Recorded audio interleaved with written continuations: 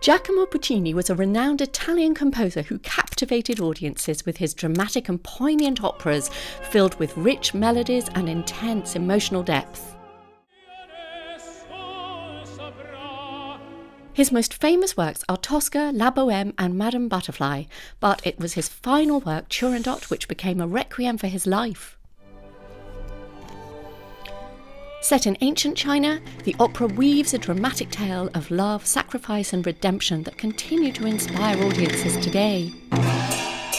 Although Puccini had already begun work on the opera in 1920, it was a special gift from Baron Edoardo Fassini-Camossi, a former Italian diplomat to China and a collector of Chinese art, that proved pivotal to the stylistic composition of Turandot. A music box playing 4 Chinese melodies resulted in the composer's immediate fascination, and he incorporated 3 of these tunes into his opera, the most memorable of which is the folk melody Jasmine Flower.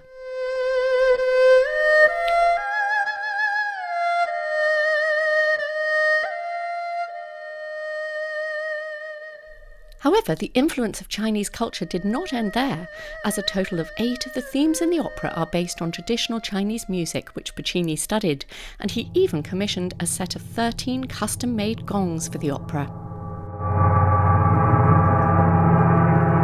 The music in Puccini's Turandot is a stunning display of the composer's genius, combining evocative melodies, opulent orchestrations, and dramatic writing for chorus.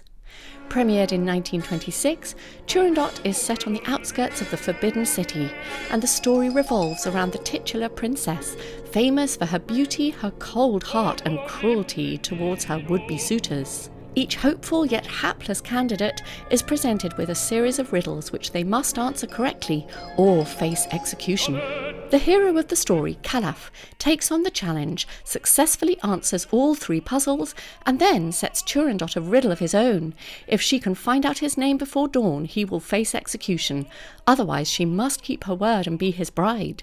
It is this moment in the story which forms the basis of one of the most iconic arias ever created, Nessun Dorma, None Shall Sleep, which has become something of an anthem of hope and has been performed by countless tenors around the world, most famously by Luciano Pavarotti at the 1990 World Cup. The challenge that Calaf sets to Turandot tragically results in the death of the slave girl Liu, who chooses to sacrifice herself rather than reveal her master's name. The death of Liu was the last part of the opera which Puccini composed. Having been diagnosed with throat cancer earlier in 1924, he had a heart attack after surgery and died on November the 29th that year, leaving the opera incomplete. Before his surgery, he urged his friend, the famous conductor Arturo Toscanini, "Don't let my Turandot die." And in 1926, during the premiere, the conductor put his baton down after the death scene, turned to the audience and said, "Here finishes the opera, because here the maestro died." In fact, the work had been completed in 1926 by the composer Franco Alfano, who wrote the final scenes of the score guided by the 36 pages of sketches that Puccini had left behind. Although the final section of the opera was not written by Puccini, most people agree that the ending gives the audience the opportunity to enjoy Calaf's triumph and Turandot's willingness to open her heart to love. Turandot is one of the most globally popular operas ever written, and in September 1998 it was performed for 8 nights with the title Turandot at the Forbidden City, as an opulent and international collaboration with director and choreographer Zhang Yimou and renowned conductor Zubin Mehta. All in all, the opera serves as a testament to Puccini's interest in and respect for Chinese traditions, and it continues to captivate audiences with its immersive portrayal of ancient China.